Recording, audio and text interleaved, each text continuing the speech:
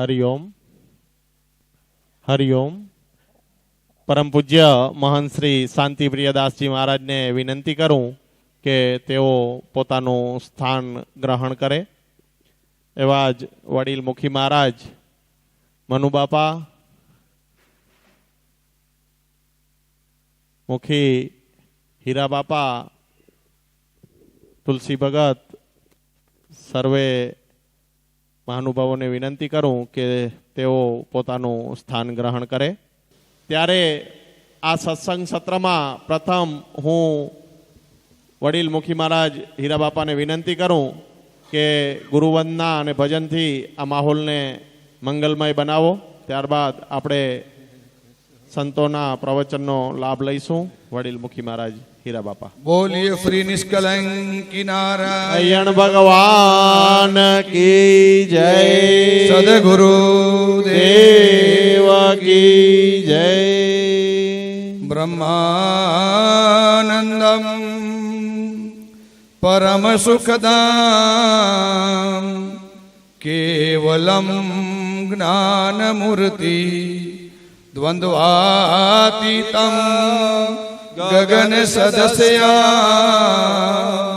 તત્વમસ્યાદિલક્ષ્યમ એકમ નિત્યમ વિમલમચલમ સર્વાદિસાક્ષીભૂતમ ભાવાતીતમ ત્રિગુણારહિતમ સદગુરુતમ નમામિ.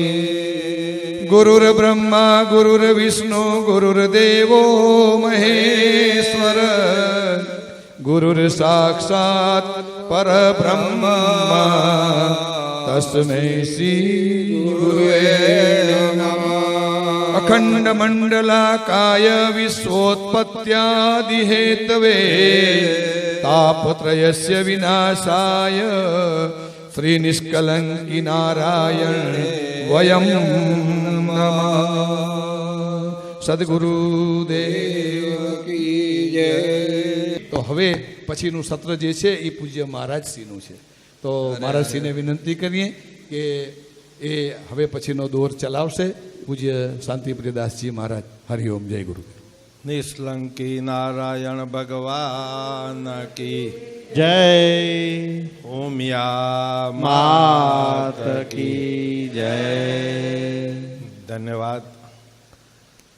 આપના સદગુરુદેવ હંસતેજજી મહારાજે અમૃતવાણીમાં એમ કહ્યું છે, મનુષ્ય જન્મ મળ્યા તો ક્યાં ભયા, ન જાણ્યા મુક્તિના ભેદ, માણેક મોટા તો ક્યાં ભયા, જેના અંતરના પડ્યા છે. વાહ વાહ. મનુષ્ય જન્મ મળ્યો હોય અને જો મુક્તિનો ભેદ ન જાણી શકીએ તો મનુષ્ય જન્મનો કોઈ અર્થ નથી. આવ્યો પણ જાણ્યો નહીં. મનુષ્ય જન્મનો મર્મ એક શેર લોટને કારણે કોટિક બાંધ્યા કર્મ. માનવ જીવન મળ્યું છે, ઉપકાર પ્રભુનો માનજો. ઘડી ઘડી મળશે નહીં, કાયમ ધ્યાન રાખજો. વાહ વાહ. જાગો લોકો મત સુઓ, મત કરો નીંદ સે પ્યાર. જૈસો સપન આ રૈન કો, વૈસો આ સંસાર. માનવ જીવન પામ્યા છતાંય અરે અરે હરિભજન જે કરતા નથી, હોય પાસ ઘણોય છતાંય સત્કર્મમાં જે વાપરતા નથી, શાસ્ત્રો સંતો અને ગુરુના વચન જે કાને ધરતા નથી, કહે છે શાંતિદાસ પથ્થર સમાયે માનવી, ભવ સિંધુ કદી તરતા નથી. એક જ વિચારો અંતરે સાથ કશું લાવ્યા નથી. ખાલી હાથ આવ્યા, ખાલી હાથ જવાના. નિજ ધર્મને છોડીને જે જીવે જગતમાં તેઓ કદી ફાવ્યા નથી. અરે સત્કર્મના બીજ જેને જીવનમાં કદી વાવ્યા નથી, સત્કર્મના બીજ જેણે જીવનમાં કદી વાવ્યા નથી તેઓ કદી ફાવ્યા નથી. કહે છે શાંતિદાસ આ દુનિયામાં તેઓ કદી ફાવ્યા નથી. અરે સ્નેહી સગાના સંગમાં ભૂલી ગયો તું જગદીશને. સ્નેહી સગાના સંગમાં ભૂલી ગયો તું જગદીશને. જન્મ્યો હતો જે કુખથી એ જનેતાનો તું ના થયો. અરે દોરી તૂટશે આયુષની પછી પાપમાં ડૂબી ગયો. કહે છે શાંતિદાસ જેવો જન્મ્યો હતો તેવો અંત સમય તું ના રહ્યો. ત્યાગી બનો મનથી, બીજું ત્યાગવાનું કંઈ નથી. સાવધ રહો જીવનભર, સાવધ રહો જીવનભર, બીજું સાધવાનું કંઈ જ નથી. અરે પ્રેમી બનો પ્રભુના, પ્રેમી બનો પ્રભુના, બીજું કંઈ પામવાનું નથી. કહે છે રામદાસ બાપુ ગુરુની કૃપા મેળવ્યા વિન બીજું કંઈ મેળવવાનું નથી. વાહ વાહ. અમદાવાદ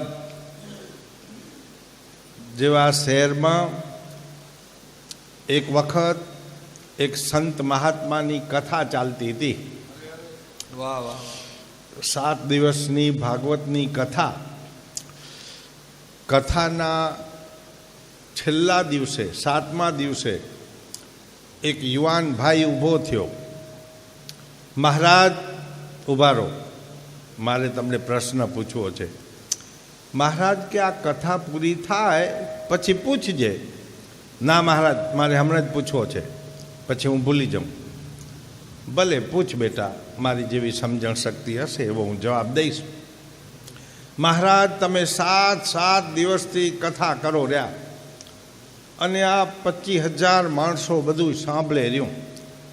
તમે આમ ગોફરના ગલોલા ફેંક્યા જ રાખો રહ્યા. અરે અરે.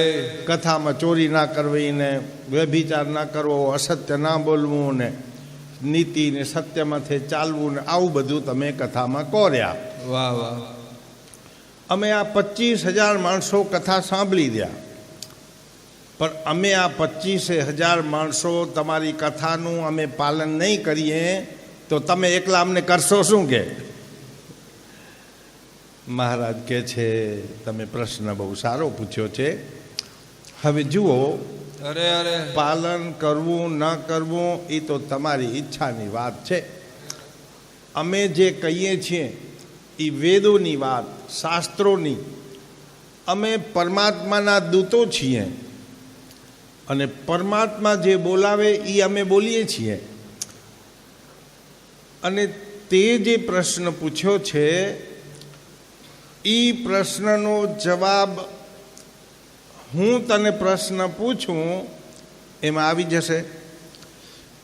તમે અહીંયાથી અમદાવાદ જેવા શહેરમાં જાઓ તો જ્યાં ચાર રસ્તા આવે ત્યાં કોણ ઊભું રહે? તો કે પોલીસવાળો. એને શું કહેવાય? Traffic controller. વાહન વ્યવહારની આવ જાવની વ્યવસ્થા જાળવવા માટે ટ્રાફિક કંટ્રોલ પોલીસ હોય. મહાત્મા પેલા ભાઈને પૂછે છે કે પોલીસવાળો આમ હાથ ઊંચો કરે એટલે બધાએ વાહન ઊભા રહી જાય કે નહીં? તો કે રહી જાય. કયા કયા? બધા જ. ખટારા, ગાડીઓ, ટેક્સીઓ, મોટરસાઇકલો, 4 વ્હીલ, બધા જ સાધન પોલીસનો હાથ ઊંચો થાય એટલે ઊભા રહી જાય. પછી કે કૂતરાને, બિલાડાને, ગધેડાને, મીંદડાને એ બધા ઊભા રહે? તો કે ના, એ ના માને એનું કહ્યું, પોલીસવાળાને ના માને એ. પછી આમ બંદૂક 2 હાથ ઊંચા કરે તોય ના માને. કે પછી આમ બંદૂકડી મારે તોય ના માને. મહાત્મા કે અમારું પાલન કરશે એ માણસ, નહીં કરે એ આમાં ને એમાં ફેર નહીં. કે વાહ વાહ. સમજણ ના પડી તમને? હવે પડી, મોડી પડી. વાહ વાહ. તો જુઓ, મતી બગાડે એ સંપત્તિ શા કામની? અમદાવાદની અંદર એક શેઠ થઈ ગયા, ખૂબ સંપત્તિ એમની પાસે. 10,000 કરોડ રૂપિયાની સંપત્તિના એ માલિક અરે હમણાં 10 વર્ષ પહેલાં જ બાપ બેટા વચ્ચે તકરાર થઈ અને આવેશમાં આવીને આ શેઠે એના દીકરાને મારી નાખ્યો, ખૂન કરી નાખ્યો. સંપત્તિ ઘણી હતી પણ સન્મતિ નહોતી. આજ પછતાય છે. સમય હોય છે ત્યારે સમજણ નથી હોતી, સમજણ આવે છે પછી સમય નથી હોતો.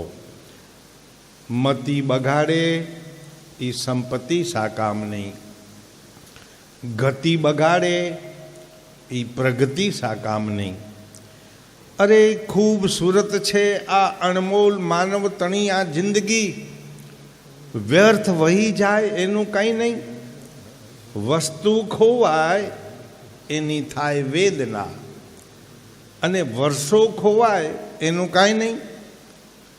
સોનાની લહાર મહી શાંતિના સ્વાદ બધાય ગીરવે મુકાઈ જાય એનું કાંઈ નહીં. એક એક શ્વાસની કિંમત છે. શ્વાસે શ્વાસે પરમાત્માનું સ્મરણ કરજો.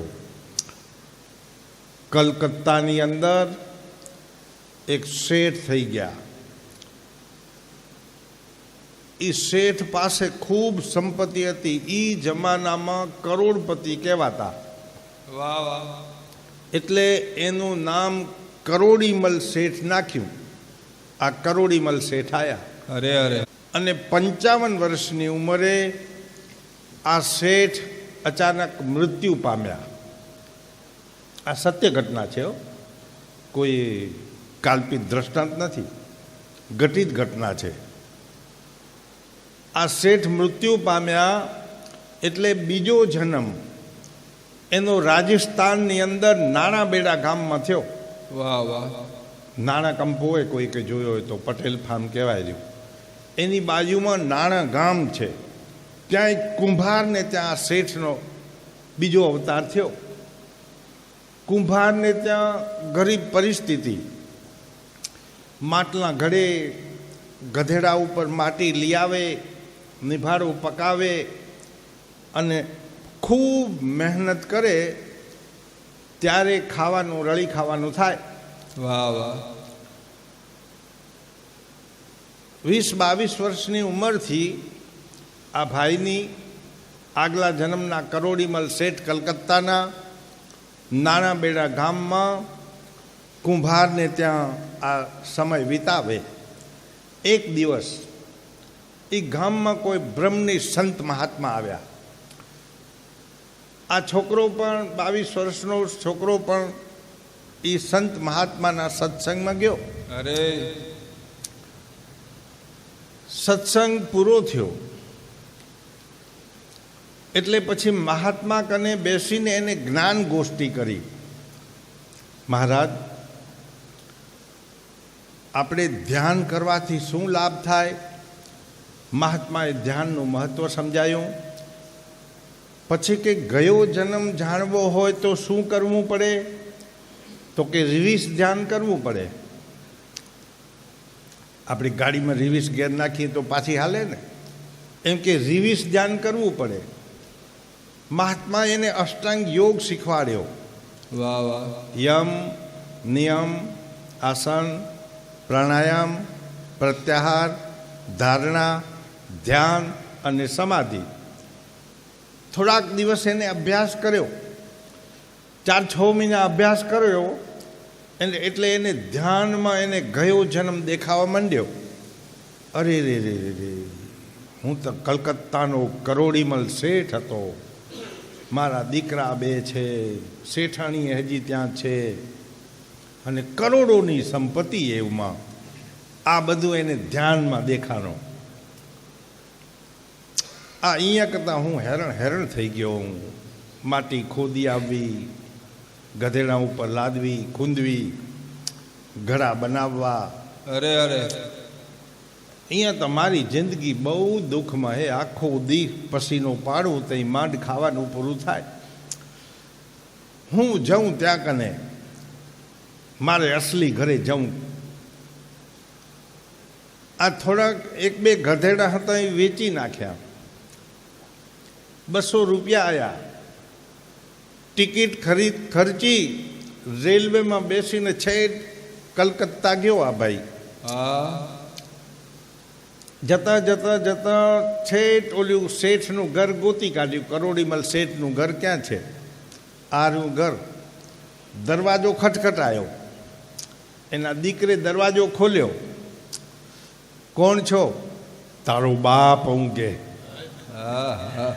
મારો બાપ તો કે પછી એને કોઈ માને નહીં ને. આ તો કોઈ માને. ક્યાં છો? શું છો? તો કે બેડા ગામમાં, નાના બેડા ગામમાં મારો જન્મ થયો હોય, કુંભારને ત્યાં અવતર્યો હું અને બહુ દુઃખી છું, બહુ મહેનત કરવી પડે એની. પછી એને એની માને બોલાયા, શેઠાણીને, કે આ ભાઈ એમ કહેલો કે હું ગયા જન્મમાં આ કરોડીમલ શેઠ હતો, કે આ ઘરનો હું માલિક હું, આ સંપત્તિનો માલિક હું. શેઠાણીને બોલાયા. આમ કહેર્યા તે શેઠાણીએ અમુક પ્રશ્નો પૂછ્યા. તે ગયા જન્મમાં જે કંઈ કર્યું હતું એ બધું સાચું પડ્યું. એ કે હવે મને તમે રાખી લો, હું નરકડો થઈને આવ્યો હું. 55 વર્ષની ઉંમરે જતો રહ્યો તો હવે પાછો નરકડો થઈને આવ્યો હું, તમને અહીંયા રાખી લો, કમાઈ દઈશ. હું કે ના, કે તું ગયા જન્મનો અમારો બાપ હો તો આ જન્મમાં અમે રાખીએ નહીં. ના પાડી દીધી. દરવાજા બંધ કરી દીધા. તને ખપે તો 25,000 રૂપિયા દઈએ, 2-4 ગધેડા બીજાએ લઈ લેજે અને માણસો રાખી લેજે અને કામ કરાવજે, તો પણ અહીંયા અમે રાખશું નહીં. ના પાડી દીધી. કોના છોરું, કોના વાછરું, કોના માઈને બાપ, અંતકાળે જાઉં જીવને એકલું, સાથે પુણ્ય ને પાપ. વાહ વાહ. સારા નરસા કરેલા કર્મો સાથે આવે છે, બાકી બધું જ અહીંયા રહે છે. ચંદ્રકાંત પુસ્તકમાં એક ઘટના આવે છે. જનક રાજા થઈ ગયા, જનક વિદેહી. આ જનક રાજાના દરબારમાં વિદ્વાન જ્ઞાની પંડિતો હતા અને ધોમ ધોમ સાહેબી જનક રાજાની. આમ ચાલે તો બધી ચાદરું પથરાય એના હારું, છતરું ઢળાય. અનેક નોકર ચાકર દાસ દાસીઓ એની સેવામાં હાજર. એક વખત જનક રાજા બપોરે જમ્યા પછી પોતાના પલંગ ઉપર આડા પડ્યા ના પડ્યા, આંખ વિચાણી ન વિચાણી, અને જનક રાજાને એક વિચિત્ર પ્રકારનું સ્વપ્ન આવ્યું. અરે અરે.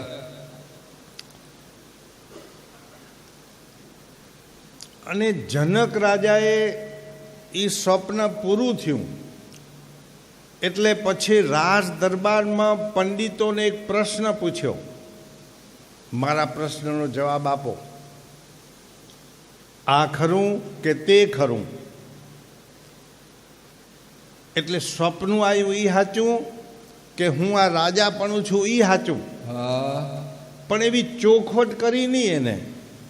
આ ખરું કે તે ખરું? કયું આ ને કયું તે? માથા કે ધડ વગરનો આ પ્રશ્ન હતો એટલે એનો જવાબ કોઈ આપી શક્યું નહીં. તમને ખેતીમાં કોઈ એમ પૂછે વાડીમાં કે આ વાવવું સારું કે તે વાવવું સારું, એનો તમે શું જવાબ દો? કયું આ ને કયું તે? તમને એમ કોઈ પૂછે કે દાડમ વાવવા સારા કે ઓલું શું એ વેગન ફ્રૂટ વાવવા સારા, કે વાહ વાહ. આ તુલસી બાપો વેગન ફ્રૂટનો પ્રસાદ અહીંયા કાયમ લઈ આવે. એટલે એમ પૂછે તો એનો જવાબ તમે દઈ શકો કે દાડમ સારા કે વેગન ફ્રૂટ સારા. પણ કોઈ એમ કે આ વાવવું સારું કે તે વાવવું સારું, એનો કોઈ જવાબ હોય? મોં માથા વગરનો આ પ્રશ્નનો જવાબ કોઈ આપી શક્યું નહીં. વાત એમ હતી જનક રાજા આડા પડ્યા ન પડ્યા ને એક વિચિત્ર પ્રકારનું એને સ્વપ્ન આવ્યું. હા સ્વપ્નમાં બીજો રાજા, પાડોશી રાજાએ આ રાજ્ય ઉપર ચડાઈ કરી. જનક રાજા વચ્ચે અને દુશ્મન રાજા વચ્ચે દ્વંદ્વમાર યુદ્ધ થયું. હા હરે હરે કેટલોક સમય આ યુદ્ધ ચાલ્યું. અનેક સૈનિકોની ખુવારી થઈ અને જનક રાજા હારી ગયા. વાહ વાહ પાડોશી રાજાએ એને બંદીવાન બનાવી દીધા. બંદીવાન બનાવી રાજપાટ આખું લઈ લીધું. કોરડાનો માર માર્યો અને એ દુશ્મન રાજાએ, પાડોશી રાજાએ જનક રાજાને આદેશ કર્યો, અરે કપડાં બધા ઉતારી લીધા. એક લજ્જા અર્થે ખાલી લંગોટ રાખી આ મિથિલા નગરીની હદ છોડીને આજ દિવસ આત્મા સુધી તું ચાલ્યો જા. વાહ વાહ તને હું જીવતો જવા દઉં છું, નકો તો મારી નાખું. કે મિથિલા નગરીની સરહદ વટાવીને દિવસ આત્મા સુધી ગમે તે તું જા. જનક રાજા પાસે વસ્ત્ર નથી. વૈશાખ મહિનાનો ધોમ તાપ તપેલો છે. પગમાં પહેરવા ચંપલ નથી. પગમાં ફોલ્લા ઉઠે છે. ધરતી દગદગે છે. અરે અરે જનક રાજા કોઈના પાસે મદદ માગે છે, મને ચંપલ આપો, મને પીવાનું પાણી આપો, મને તાપ પડે છે પીઠ ઉપર, કોઈ છત્રી આપો, મને ભૂખ લાગી છે, કોઈ ખાવાનું આપો. આ જનક ઓલા રાજાએ આણ વર્તાવી હતી, દુશ્મન રાજાએ, કે આ જનક રાજાને કોઈ મદદ કરશે તો એને ફાંસી દેવામાં આવશે. એટલે આ મિથિલા નગરીની જનતા જનક રાજાને કોઈ મદદ નથી કરતું. અરે અરે ઓલા રાજાથી બધા બીતા. જનક રાજા પોતાની જાતને કોસતો કોસતો, વાહ પ્રભુ, તારી લીલા અકળ હે. ક્યાં હું મિથિલા નગરીનો રાજા જનક અને ક્યાં આજે રસ્તાનો ભટકતો ભિખારી. આવા ધોમ તાપ વચ્ચે મને કદી નીકળવું ના પડે, અને કદાચ નીકળવું પડે તો ધોમ ધૂમ સાહેબી હોય, હજારો દાસ દાસીઓ આગળ હોય, હજારો દાસ દાસીઓ પાછળ હોય, અરે સૈનિકો હોય, લાવ લશ્કર હોય,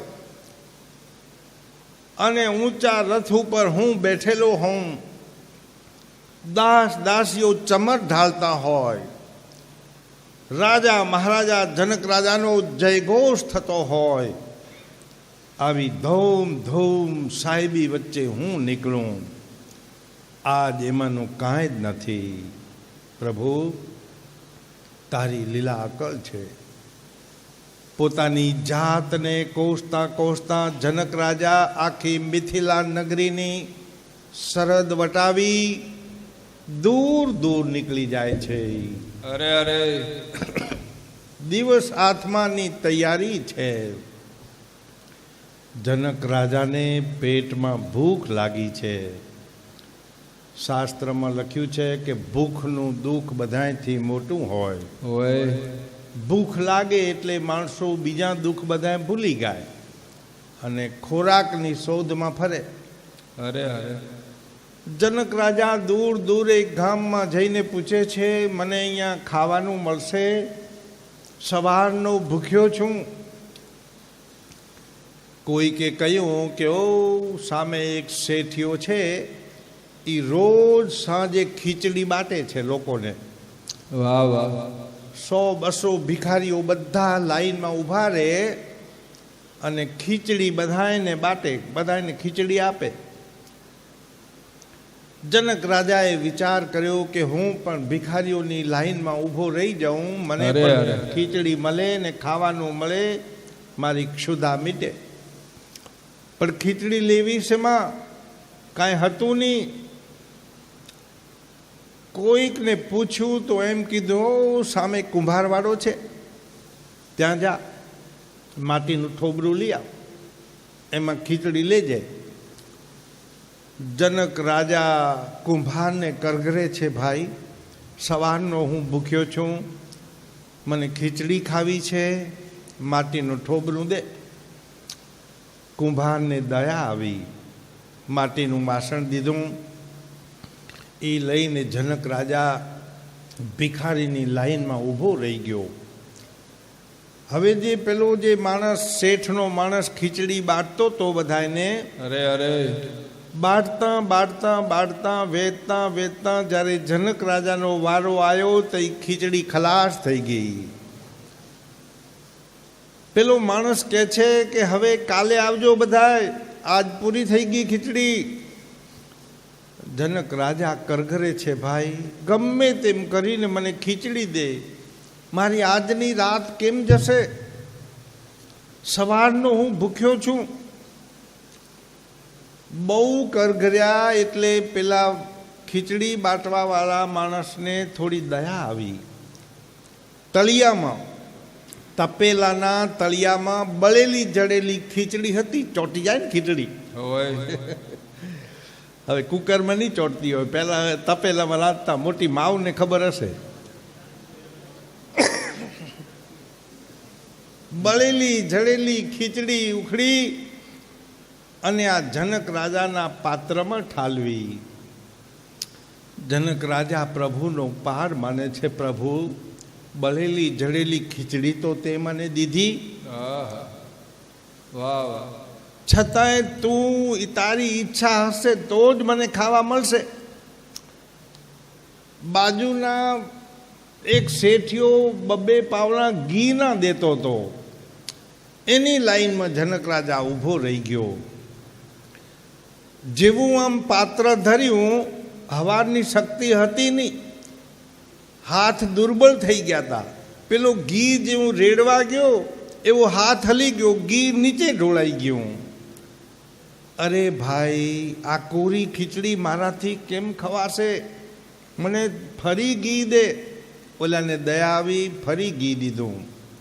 ઘી મળી, ખીચડી મળી. બાજુમાં બેસી, દિવાલની બાજુમાં બેસી ચોરા ઉપર આમ ભેળવે રહ્યો ખીચડી. અરે અરે અને ભેળવતા ભેળવતા પ્રભુને કહે છે, વાહ પ્રભુ, તારી કળા અકલ છે. ક્યાં હું મિથિલા નગરીનો રાજા જનક, અને ક્યાં આજે રસ્તાનો ભટકતો ભિખારી. મને ખીચડી હારું પણ ભિખારીની લાઈનમાં ઊભું રહેવું પડે. વાહ પ્રભુ, તે મને આવા દિવસો દેખાડ્યા. અરે અરે છતાંય હે ભગવાન, હું તારો આભાર માનું છું કે તે મને આ બળેલી જડી ખીચડી ખાવા તો દીધી, છતાંય તારી ઈચ્છા હશે તો જ ખીચડી ખવાશે. એમ ભેળવતા ભેળવતા વિચાર કરેલો, હલાવતા હલાવતા ખીચડી ભેળવાઈ ગઈ.